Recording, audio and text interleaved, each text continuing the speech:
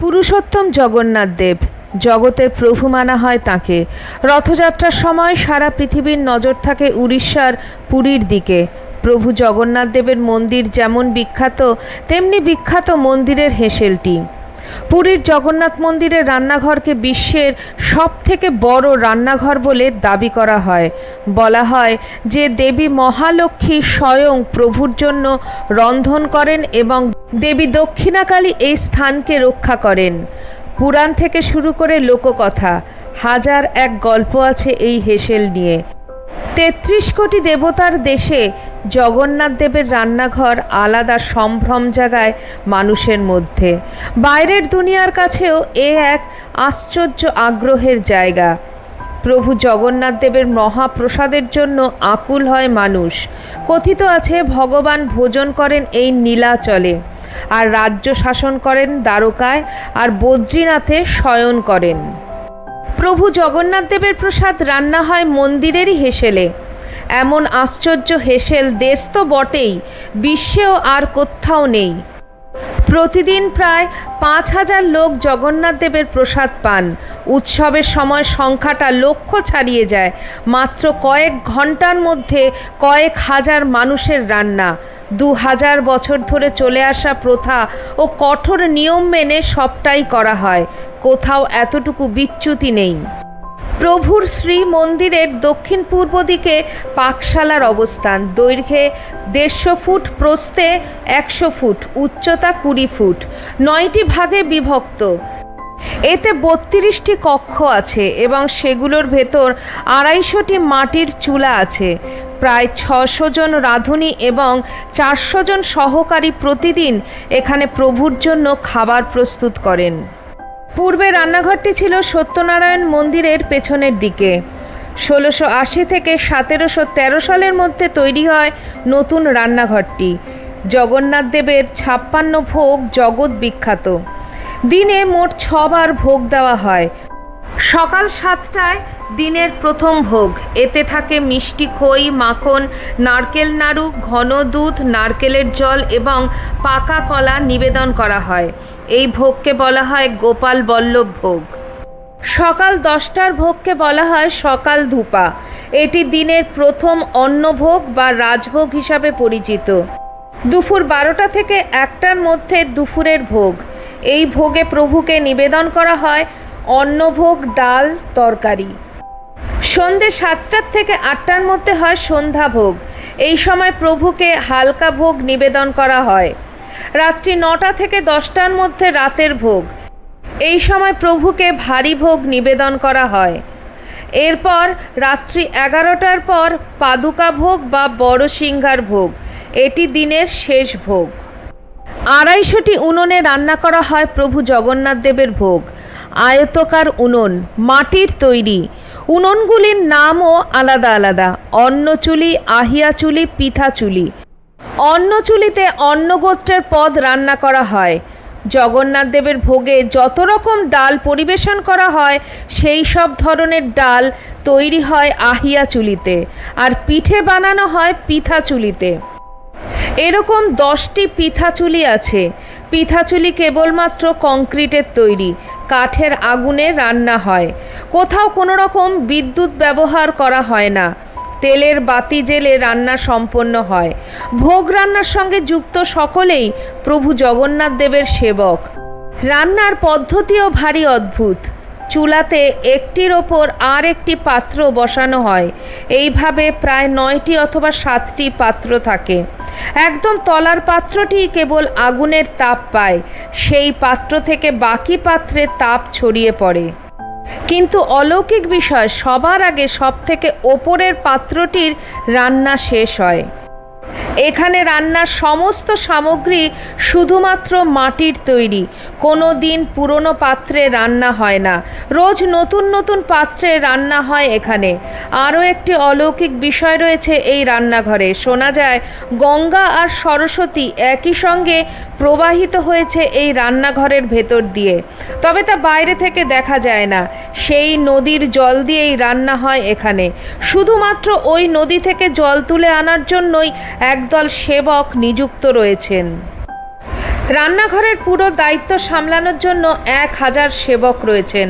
তাদের মধ্যে 500 জন রয়েছেন কেবলমাত্র চুলাতে রান্নায় সাহায্য করার জন্য। রান্নাঘরে যে সেবকরা থাকেন তাদের বয়স যখন 12 বছর হয় তখন থেকেই তারা ট্রেনিংয়ে নেমে পড়েন। এভাবে তারা বংশানুক্রমে প্রাপ্ত নির্দিষ্ট সেবা সারা জীবন ধরে অর্থাৎ মৃত্যুর আগ পর্যন্ত করে থাকেন। রান্নাঘরের আগুনকে বলা হয় বিষ্ণু অগ্নি। বিষ্ণু অগ্নি প্রভু জগন্নাথ দেবেরই আর এক রূপ মানা হয়, যে কারণে এই আগুন কোনো সময় নেভে না। প্রচলিত বিশ্বাস দেবী মহালক্ষ্মী নিজেই রান্না করেন পাকশালায়। রান্নাঘরের কাজে যুক্ত সকলেই তাই সেবক। রথযাত্রার আগে প্রভু জগন্নাথ দেব যখন অসুস্থ হয়ে পড়েন তখন দেবী মহালক্ষ্মী নিজে রান্নায় তেমন নজর দিতে পারেন না, তাই বছরের ওই কটা দিন পাকশালার পদে তেমন স্বাদ থাকে না। জগন্নাথ দেব, বলরামজি এবং সুভদ্রা মাতা মাসির বাড়ি চলে যাওয়ার পর তেমনই ঝিমিয়ে থাকে রান্নাঘরের কাজ। দেবীর মন বসে না রান্নাবান্নায়। রান্নার সময় হেসেল চত্বরে যদি কোনো সারমেয় দেখা যায় তাহলে রান্না করা সমস্ত পদ ফেলে দেওয়া হয়, আবার নতুন করে রান্না করতে হয়। 4 ধরনের রান্না হয়: ভীম পাকা, নাল পাকা, সৌর পাকা ও গৌরী পাকা। 100টির ওপর পদ। প্রতিদিন যা রান্না হয় তার 2টি ভাগ থাকে, পাক্কা এবং সুক্কা। যেমন ডাল, চাল, খিচুড়ি এবং যেগুলি সেদ্ধ করা সবজি তা হলো পাক্কা। অপরদিকে সুক্কা বলা হয় বিস্কুট, মিষ্টান্ন আর বিভিন্ন ধরনের পিঠা।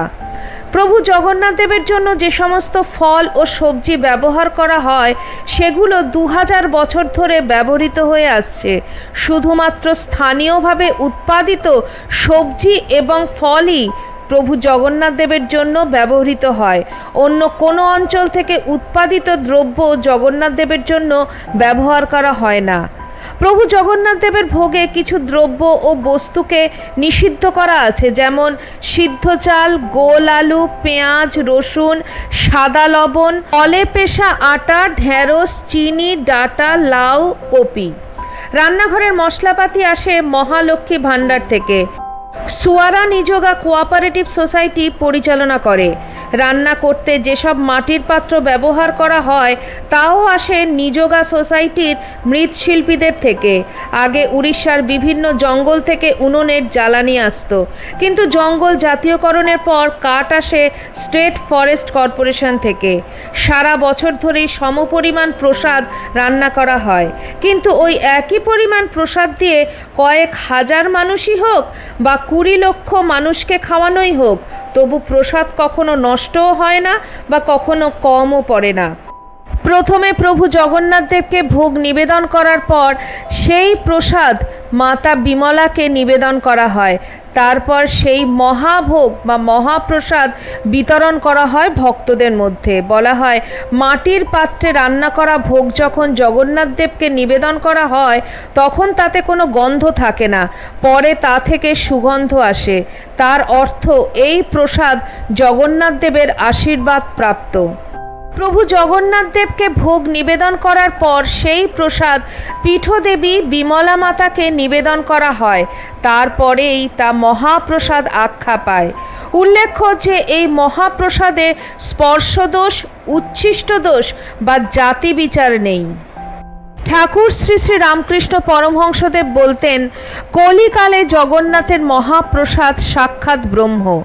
তার বিছানার পাশে পশ্চিমের দেওয়ালে একটি বটুয়াতে মহাপ্রসাদ থাকত। রোজ সকালে প্রণাম করে একদানা খেতেন তিনি, ভক্তদেরও দিতেন। একদিন নরেন্দ্রনাথকেও দিলেন। নরেন্দ্রনাথ তা খেতে চায়নি, বলে এ শুকনো ভাত, অপরিষ্কার জিনিস। ঠাকুর তখন তাকে বললেন, তুই দ্রব্যগুণ মানিস? আফিম খেলে আটে আর ত্রিফলায় দাস্ত হয়। নরেন্দ্রনাথ উত্তর করলেন, হ্যাঁ তা মানি। তখন ঠাকুর বললেন, এও তেমনি। এই মহাপ্রসাদ খেলে জ্ঞান, ভক্তি, বিশ্বাস লাভ হয়।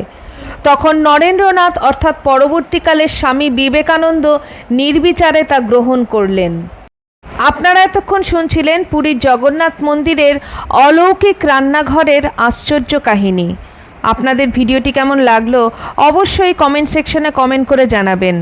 চ্যানেলের নতুন বন্ধুদের কাছে একান্ত অনুরোধ, চ্যানেলটি সাবস্ক্রাইব করে আমার পাশে থাকবেন আর পাশে থাকা বেল আইকনটি অবশ্যই ক্লিক করে দেবেন, যাতে পরবর্তী ভিডিওতে আপনার সঙ্গে আমার আবার দেখা হয়। তাহলে আজকে এই পর্যন্তই। সবাই ভালো থাকবেন, সুস্থ থাকবেন। আবার খুব শিগগিরই দেখা হচ্ছে আপনাদের সঙ্গে কোনো একটি নতুন ভিডিওতে। জয় জগন্নাথ, জয় ঠাকুর, জয় মা, জয় স্বামীজি।